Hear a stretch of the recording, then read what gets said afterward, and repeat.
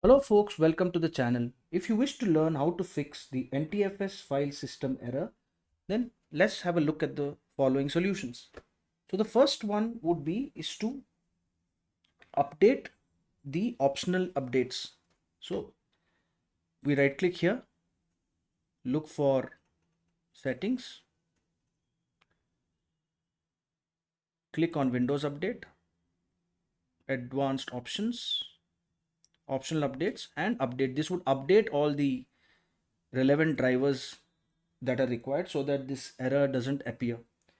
And along with that, we'll again go to settings, Windows Update, and we'll check for updates. So you should update the system too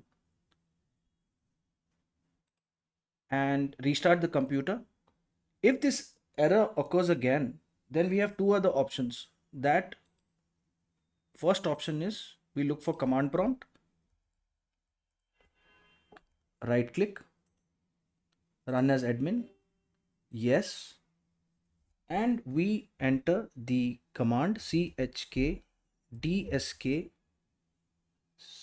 space slash f space slash r, press enter and press y and enter, and also we'll do an SFC scan. Look for command prompt, right click, run as admin, yes, and we'll type in the command sfc space slash scannow, press enter and restart the computer, and this should solve the problem. The error message will no longer show up. If this video helped you, then please subscribe to the channel. Enjoy your day.